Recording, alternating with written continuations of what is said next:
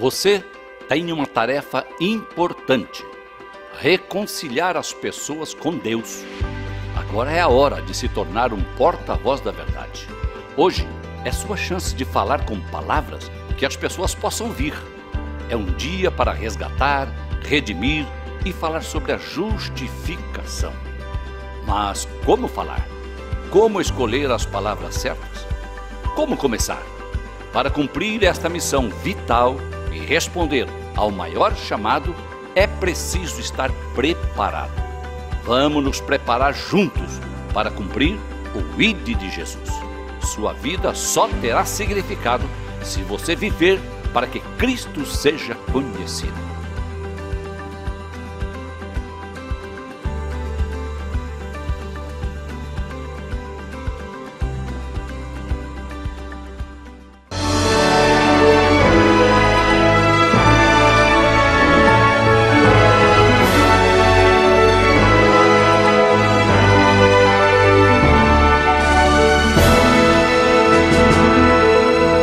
Subsídios.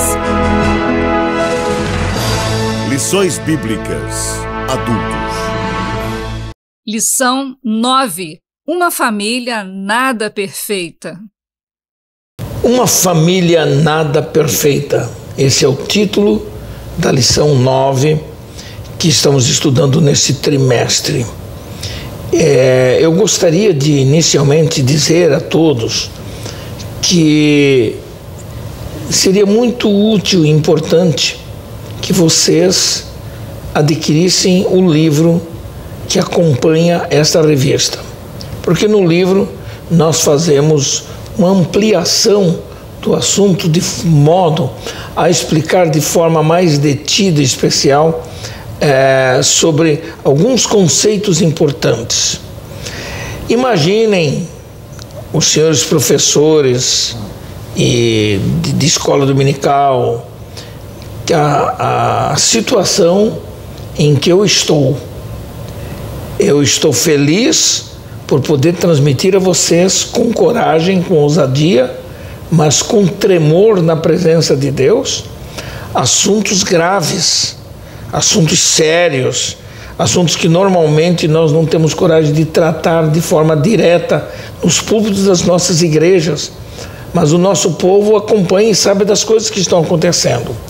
E é por isso que esse assunto agora é um assunto bem sério, porque trata da família de um dos homens mais amados, não só em Israel, mas amado no meio cristão por ser o grande Davi, o rei Davi. Na verdade, nós preferimos sempre pregar sobre as proezas de Davi, os sucessos de Davi como rei, mas nos esquecemos com facilidade dos problemas humanos e frágeis do caráter de Davi, revelados na sua vida, principalmente em relação à família. Davi, na verdade, se tornou um pai descuidado, um chefe de família que não soube administrar direito seus filhos e pagou caro pelos erros cometidos pela sua displicência com os seus filhos especialmente. Então eu quero começar com a palavra de Paulo aos Gálatas, no capítulo 6, versículo 7, quando diz ali, para servir como texto áureo: não erreis, Deus não se deixa escarnecer, porque tudo que o homem semear, isso também ceifará. E a nossa leitura bíblica está em 2 Samuel, nos versículos, principalmente no capítulo 13.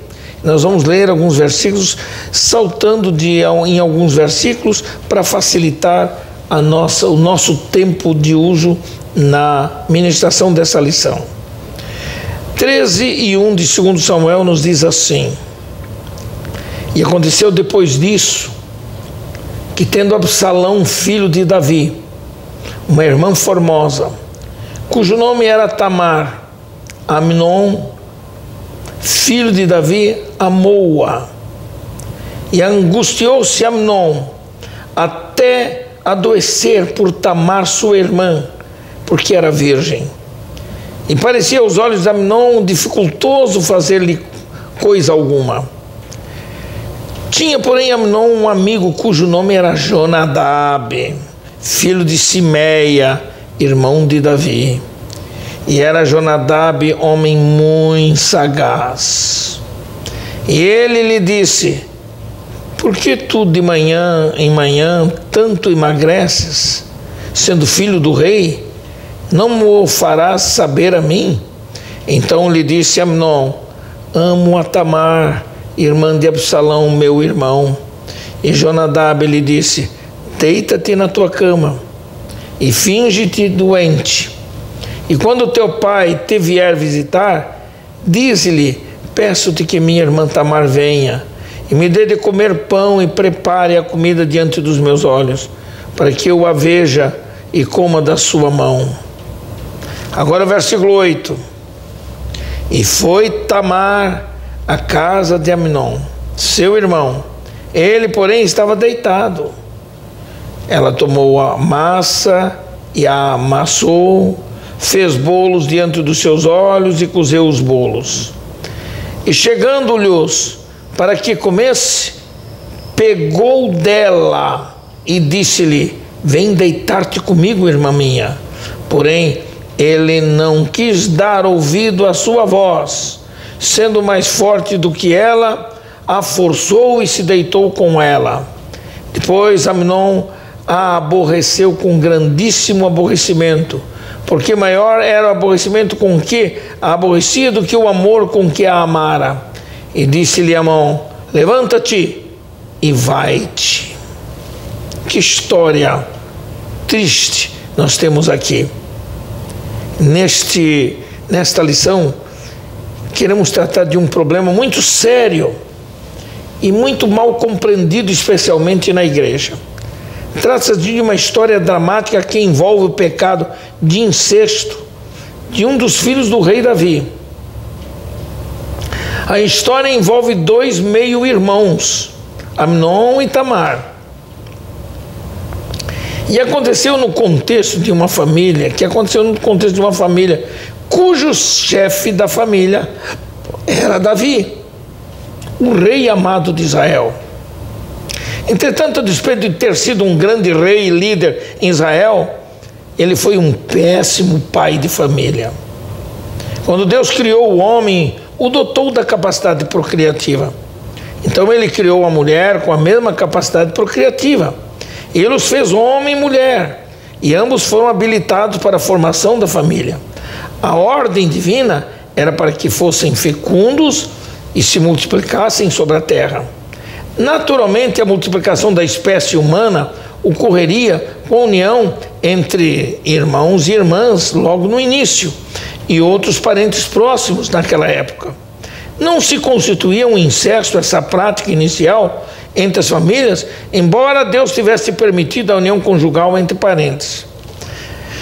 Naqueles primórdios tempos da raça humana, houveram algumas uniões conjugais de parentes, e um dos casos mais chocantes foi o caso de Ló e suas filhas.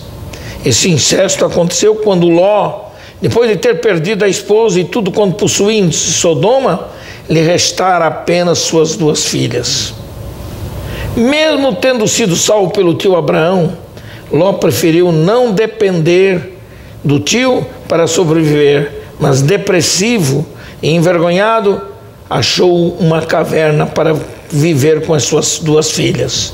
Suas filhas entenderam que deveriam deixar filhos para a posteridade do pai Ló e tramaram uma situação, aproveitando-se da depressão de Ló, e o embebedaram com muito vinho.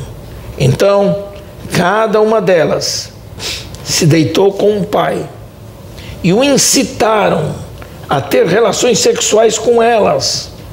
As duas engravidaram e deram à luz a filhos. A primogênita deu à luz um filho e o chamou Moabe, que é o pai dos moabitas. E a segunda, mais nova, também deu à luz um filho e chamou Benjamim, o pai dos amonitas. Sem dúvida, foi um incesto para o qual não havia leis para impedi-lo, lamentavelmente, naquela época. Porém, com a multiplicação da espécie humana, Deus, então, orienta, especialmente a Moisés, e Deus proibiu com veemência a prática de casamento entre parentes próximos. No livro de Levítico 18:1 está escrito: falou mais o Senhor a Moisés, indicando que deveria haver princípios para reger a união conjugal entre parentes. Está em Levítico 18:6. E o Senhor disse a Moisés para ordenar a Israel: nenhum homem se chegará a qualquer parente da sua carne para descobrir a sua nudez. Em seguida,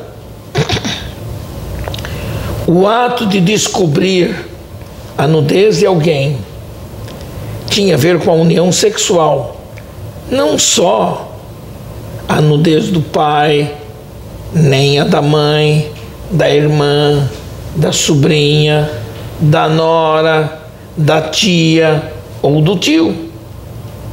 Esses mandamentos tinham um caráter moral, físico e espiritual. Deus deu a ordem a Moisés acerca dessa prática, proibindo o incesto. A expressão descobrir a sua nudez, especialmente em Levítico 18:6, segundo a Bíblia de Estudo Pentecostal, edição global, lançada recentemente pela CPAD, comenta: a tradução literal da frase hebraica significa ter relações sexuais com ela. Isso envolve todas as formas de atividade sexual impura e profana, incluindo atos que não chegam a se constituir uma relação sexual. No capítulo 20 de Levítico, nos versículos 11 a 14, Deus estabeleceu algumas punições para essa prática em Israel. Ora, naturalmente, precisamos interpretar essa questão com cuidado, evitando radicalismos que desrespeitam as pessoas dentro das nossas igrejas. Nós temos dentro das famílias das igrejas locais casos especiais em que primo e prima se amam e se casam legalmente. Naturalmente é um tipo de união conjugal, eu diria, permitida, mas que requer que essas pessoas tenham consciência dos riscos, dos problemas consanguíneos especialmente. Na Idade Média, alguns monarcas europeus eram parentes por conveniências políticas entre os reinos. Existe um caso, um exemplo histórico envolvendo a casa de Habsburgo, chamada Casa de Saboia e a Casa de Bourbon, e que mostra que mesmo que as relações entre irmãos fossem toleradas e por outros eram consideradas abomináveis, no caso, por exemplo, do rei Carlos II da Espanha, que diz que nasceu incapacitado mental e fisicamente por causa de séculos de endogamia na casa de Habsburgo. Bom, em outros reinos, a união conjugal de meios irmãos foi uma prática permitida, com resultados de problemas consanguíneos sérios em pessoas das casas reais. Nós devemos, com isto, distinguir casamentos entre parentes de meras uniões para atividades sexuais sem o compromisso legal. E aí se constituiria em adultério, fornicação, prostituição, coisa semelhante. A justificativa mais plausível e aceitável no seio da sociedade é aquilo que se chama de endocruzamento, ou seja, o acasalamento de indivíduos que são geneticamente próximos. Nós devemos agir e analisar esse assunto considerando duas perspectivas: a união permitida e a união condenada. Essa lição não tem um caráter científico, mas tem a coragem suficiente para alertar as famílias sobre o assunto, destacando especialmente o ponto de vista bíblico. Sei que haverá discordância de opiniões, mas devemos tratar do assunto com bom senso, com muito respeito e bom senso. Nos dicionários, a palavra incesto deriva do latim cestum, que se refere a uma prática considerada impura. O termo pode até ser entendido na sua etimologia, a começar pelo prefixo in e o sufixo cestus, que pode significar, de fato, uma deformação da palavra castus no latim, que significa casto, significa puro. Por isso, incesto dá a ideia de não casto, de não castidade. Independente da definição gramatical dos dicionários, a simples união parental, por exemplo, no caso de Abrão e Sarai, que eram meio-irmãos, filhos do mesmo pai Tera, mas eram filhos de mães diferentes. Nem por isso Abraão e Sara perderam a bênção de Deus sobre suas vidas. Pelo contrário, da união deles nasceu o filho da promessa de Deus. Devemos ter o cuidado com atitudes radicais e farisaicas que se vive hoje em dia no nosso meio, porque nós temos na igreja famílias distintas e abençoadas que possuem primos casados legalmente e são membros ativos da vida da igreja. Alguns deles possuem filhos sem nenhum problema de ordem consanguínea, mas outros correm certos riscos. Então, nesta lição, nós temos a história dramática e vergonhosa de um incesto violento, de estupro, que aconteceu na família de Davi com Amnon e Tamar. E o que a gente se depara com isso? Uma família muito aquém do modelo criado por Deus, no caso de Davi. A despeito de ter sido um homem segundo o coração de Deus, Davi tinha um ponto fraco em seu caráter, que foi a sua poligamia. Davi baseava sua vida sentimental na experiência dos reis ao seu redor, e por isso ele se sentia com direito, e ele nunca conseguiu ser um homem de família de fato, como pai, marido de uma só mulher. Ele teve pelo menos 8 esposas, as quais 5 delas eram solteiras quando se casaram com ele, e 3 já haviam sido casadas. 3 delas foram Abigail, Ainoã e Batseba, com as quais Davi teve filhos. Entretanto, historicamente, Davi pouco pensava sobre os filhos gerados com estas mulheres. Por isso, sempre Davi enfrentou crises com esses filhos. Se voltarmos para a história dos começos no livro de Gênesis, iremos perceber que o Criador estabeleceu um modelo de união conjugal que só poderia acontecer entre um homem e uma mulher. Está lá no capítulo 2 de Gênesis. E o princípio estabelecido pelo Criador regia o casamento, que regia o casamento, era a monogamia.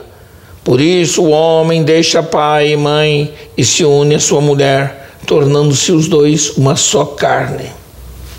Séculos depois, na história de Davi, sabemos que, a despeito de ser um homem temente a Deus e até gozar da sua bondade, Davi não conseguia dominar sua concupiscência.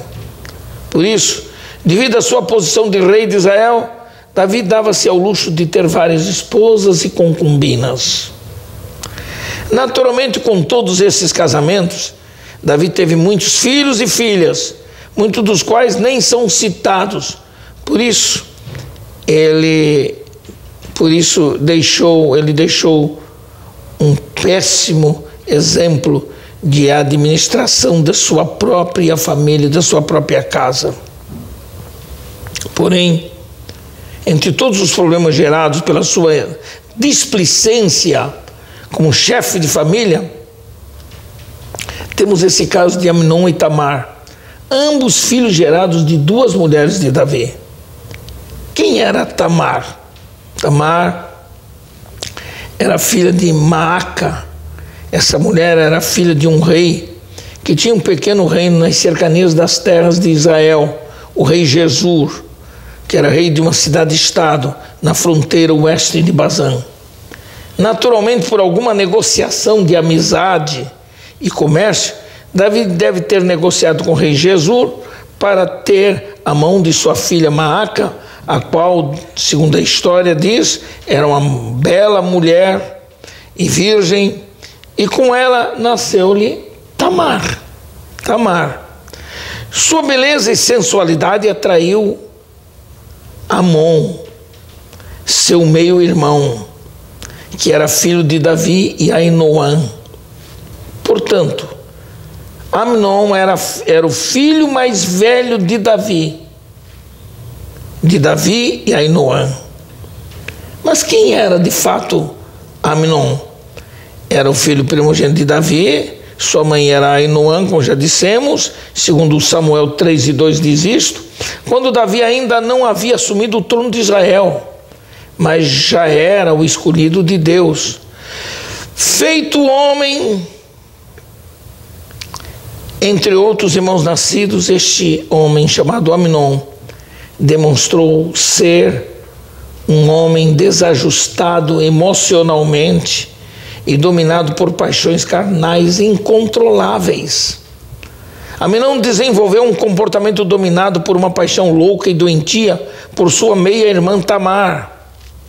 Ele ficou doente de angústia e de desejo incontinente por sua irmã Tamar. E por isso, ele não comia, nem bebia, porque estava totalmente dominado por essa paixão avassaladora. De fato, uma paixão incestuosa, tão forte, que se tornou uma verdadeira obsessão em tê-la de qualquer modo. Tamar, por outro lado, nos parece uma jovem ingênua, que não podia imaginar a obsessão de Amnon. Entretanto, as imaginações devassas e pervertidas de Amnon o deixou fora de controle, de tal modo que ele foi capaz de fingir estar doente e precisando da benevolência não apenas do pai Davi, mas de sua meia-irmã, a pedido de Amnon ao pai, para que a mandasse para fazer-lhe bolos que ele pudesse comer da sua mão. Para conseguir o que ele queria, Amnon fingiu-se doente, segundo o conselho de um abominável chamado Jonadab. E para receber a visita do pai, então pediu-lhe permissão para que Tamar fosse enviada para preparar-lhe os 2 bolos. Entra nessa história a história de Jonadab, que era um conselheiro do mal. Era um conselheiro do mal. Ele entra em cena porque era primo de Amnon, o qual, percebendo a angústia provocada pela luxúria de Amnon, Jonadab usou de sagacidade para instruir Amnon como é que ele deveria fazer para atrair e trazer Tamar à sua casa e satisfazer a sua luxúria. Jonadab era filho de Simeia, irmão de Davi, mas ele usava a sua mente com maus pensamentos para enganar. Segundo informa a Bíblia, era um homem sagaz que tinha maus pensamentos em seu coração. Deixa-lhes dizer isso: o mal sempre atrai outros males. Por isso, Jonadab, em seus conselhos maléficos, induziu Amnon a satisfazer sua paixão com um plano de mentira que envolveria seu próprio pai e também a Tamar, a vítima dessa situação. A verdade é que, sob a atitude de Davi para com seus filhos, era que, como pai, Davi era um tanto relapso para com eles. Para amenizar a falsa doença de Amnon, Davi não só permitiu, mas ordenou que sua filha Tamar fosse à casa de Amnon como um gesto de atenção e carinho por seu irmão. Ela foi, fez bolos diante de Amnon e quando estavam prontos, ela trouxe a cama onde ele estava. Amnon então deixou os bolos para lá, agarrou a Tamar com violência e a forçou a deitar-se com ele. Nós vemos nisso aqui o que faz um péssimo amigo, um amigo terrível, o que nós diríamos aqui, um amigo da onça. Jonadab é o tipo do amigo que não devemos ter por perto quando tivermos algum tipo de problema pessoal ou familiar, porque ele se torna um conselheiro do mal. Cuidado com os conselheiros maléficos. E a colheita nefasta de Davi foi uma realidade. Vejam só, nós descobrimos em Gálatas 6, 7, 8 um princípio que Paulo estabeleceu, que é um princípio que rege a nossa semeadura. O apóstolo Paulo fez uma exortação aos Gálatas que deve merecer a nossa apreciação. Nos versículos 7 e 8 do capítulo 6 de Gálatas, ele disse: de Deus não se zomba, pois aquilo que o homem semear, isso também ceifará. Porque o que semeia para a sua própria carne, da carne colherá corrupção. De fato, nós preferimos sempre falar das conquistas e vitórias de Davi.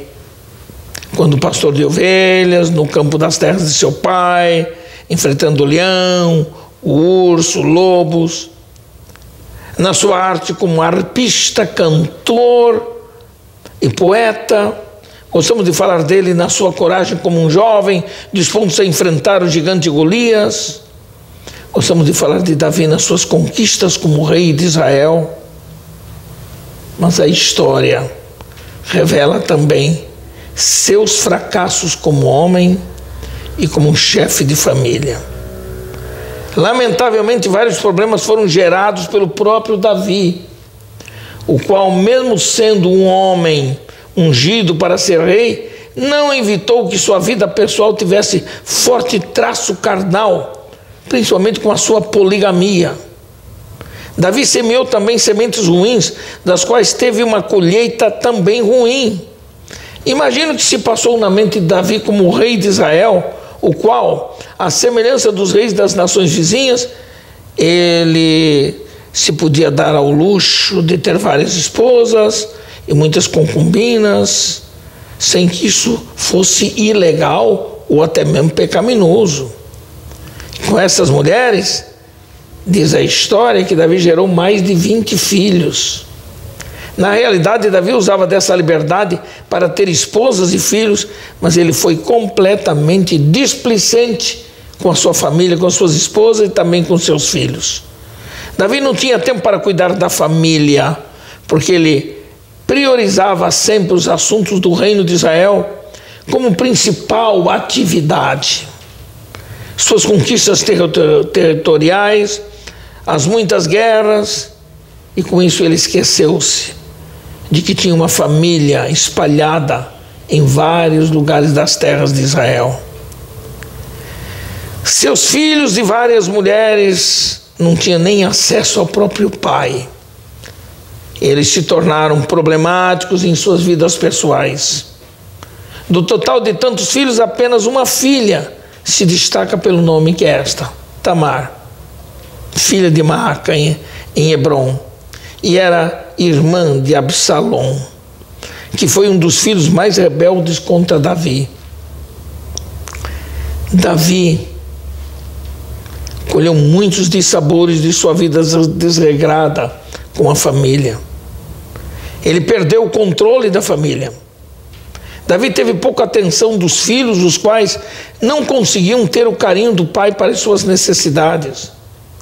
Quando se diz que Davi foi o maior rei de Israel, porque destacou-se na história com grande sucesso na organização do reino e pela sua mente estrategista para as guerras, se esquece de que, indiscutivelmente, pelo seu brilhantismo como líder do povo de Israel, não foi a mesma coisa como um bom líder para a sua família. Ele tinha algumas fraquezas humanas que o tornaram vulnerável, especialmente no controle e assistência da família. A história mostra na Bíblia que seus filhos se tornaram indisciplinados, rebeldes, a ponto de se rebelarem contra o próprio pai, como foi um caso de Absalão e Adonias, por exemplo. Meu Deus do céu! Segundo a educação judaica, a função do pai é o de prover e proteger a família, cabendo à mãe os cuidados básicos da criação dos filhos. Entretanto, a educação cristã coloca pai e mãe com a responsabilidade de construir uma ponte de confiança com os filhos. A liderança do lar é compartilhada entre pai e mãe. Na história de Davi, ele perdeu o bom senso quando cometeu alguns crimes. E os crimes cometidos por Davi resultaram de uma postura egoísta em que tudo era voltado para si mesmo. Por exemplo, um dos pecados cometidos por Davi foi o adultério. Tinha tantas esposas e concubinas, mas ele preferiu o adultério com uma mulher casada de um dos seus soldados mais fiéis, o qual, parecendo não se contentar com as esposas e com as concubinas que tinha, deixou-se dominar por um apetite sexual pela mulher de um dos seus mais fiéis soldados. Enquanto seu exército estava no campo de batalha, Davi ficou no seu palácio. Sem outra atividade, Davi permitiu que sua mente carnal alimentasse um encontro com uma mulher casada, esposa de um dos seus soldados. Davi pagou caro pelo seu pecado e semeou a semente da carne, não apenas no seu coração, mas também no coração de seus filhos, que entendiam que podiam fazer o que bem entendessem. Por esse pecado de adultério, para tentar escondê-lo, Davi tramou até mesmo o assassinato de Urias, marido de Batseba, a mulher com a qual ele adulterou. Parece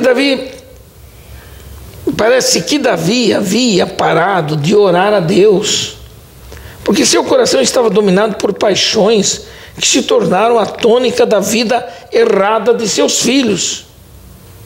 E então aconteceu o problema do incesto na família. Para encobrir seu pecado de adultério, Davi imediatamente soube que não poderia esconder seu adultério por muito tempo. Por uma influência demoníaca em sua mente, Davi tramou um modo de dissimular seu pecado, ordenando que Urias viesse a Jerusalém para dormir com sua esposa adúltera e depois tentar passar para Urias o filho do seu adultério. Mas Urias chegou, de alguma razão, não sei se Urias soube ou não soube de alguma coisa, mas Urias não aceitou a proposta de dormir em casa. Davi enviou uma mensagem selada para o general do seu exército, que pedia a que Urias fosse colocado no fronte da guerra para ser morto mais rapidamente pelo inimigo. Davi foi covarde e foi assassino, porque ele não conseguiu evitar as consequências do seu pecado. Quando o profeta Natã apareceu a ele, incisivo e fiel, a mensagem divina disse a Davi: eis que da tua própria casa suscitarei o mal sobre ti, e tomarei tuas mulheres à tua própria vista, e as darei a teu próximo, o qual se deitará com elas em plena luz deste sol. Meu Deus do céu! Segundo Samuel 1:21, não demorou muito para que um dos filhos de Davi armasse uma tenda diante de todo o povo e coabitasse com uma das esposas do próprio pai. Outro caso alarmante foi o filho mais velho, Amnon, quando estuprou a sua própria irmã Tamar. A consequência inevitável foi o ódio alimentado por Absalão, até matar seu irmão Amnon com vingança pelo estupro de sua irmã Tamar. Muito bem, para encerrar esse assunto, o Código Civil e Penal do Brasil aprovou em 2021 um substitutivo ao projeto de lei 4.224/21, que passou a prever a criminalização do incesto. Então se pergunta, o que é o incesto? É a relação sexual entre duas pessoas da mesma família. Tornou-se difícil definir até que grau é considerado incesto, uma vez que temos exemplos na Bíblia de casamentos por consentimento mútuo entre parentes, tais como Abraão e Sara, que tinham o mesmo pai. De algum modo, Deus consentiu nessa relação, porque Abraão e Sara se tornaram pais do filho da promessa de Deus. Deve haver cuidado da nossa parte no julgamento dessas questões e fazer distinção dos fatos, até porque conhecemos alguns casos de boas famílias na igreja, que são obreiros, que são pessoas fiéis, dizimistas, principalmente quando primos que se amaram sinceramente se casaram de forma ordeira. O grande problema está quando o incesto é violento, forçado e estuprador. Esse foi o caso de Amnon e Tamar.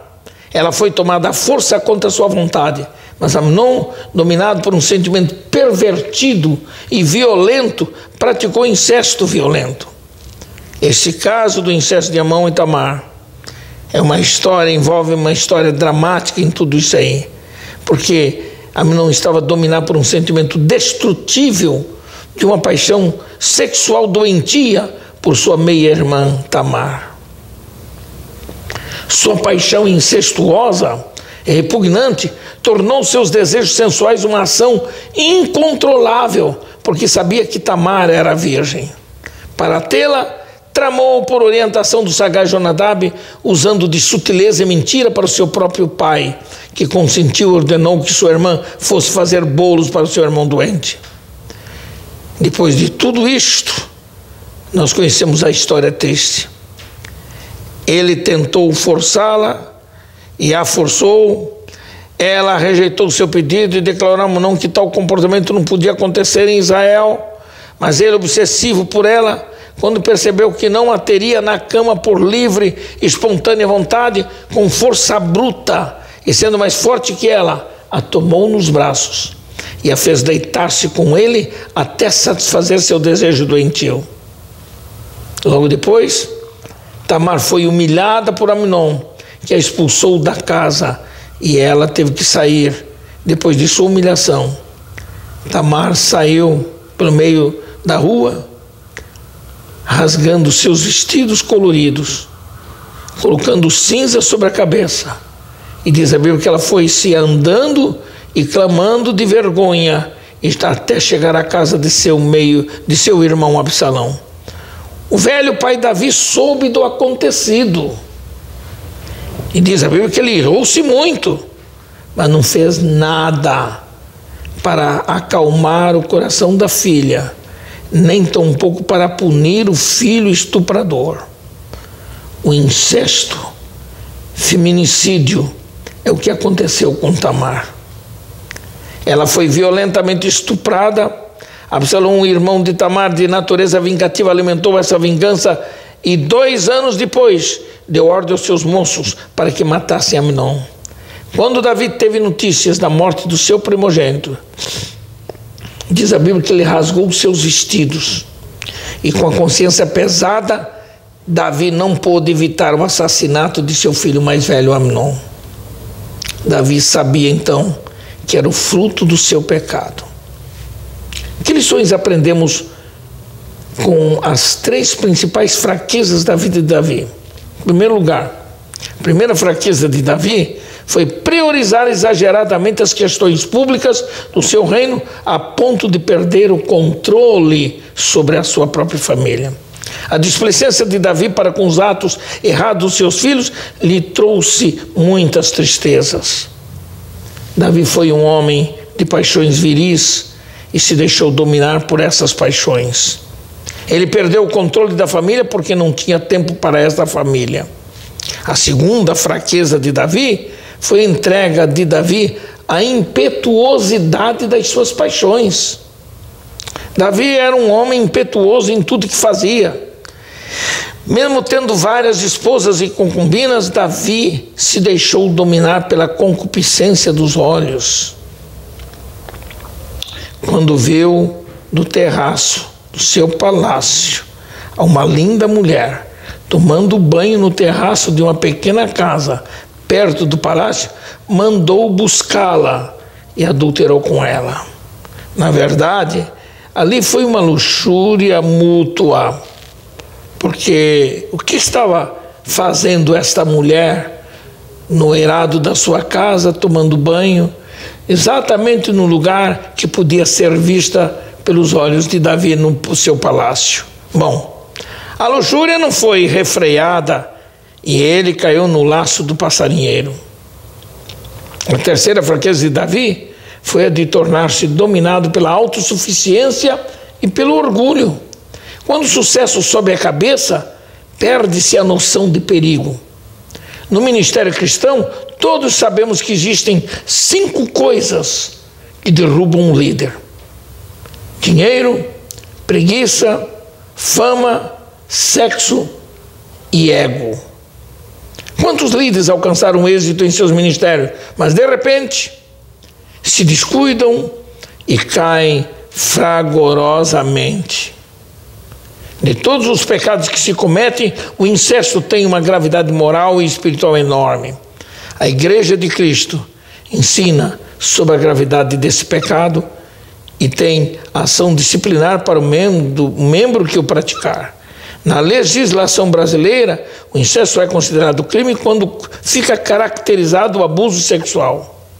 Então, é bom que, quando acontecer no seio da igreja casos de primos que resolvem se amar e se casar de algum modo, que eles sejam orientados pelo pastor da igreja para os possíveis problemas que possam enfrentar de consanguinidade e outros tipos de problema mais. Eles têm que ser alertados, não impedidos, se a coisa for de forma legal e correta.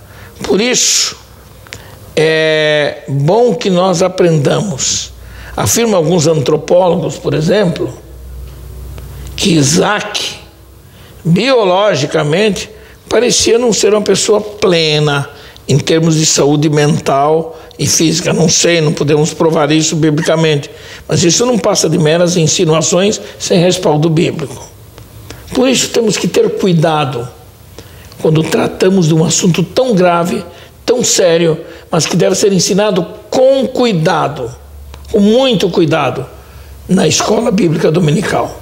Deus abençoe a todos.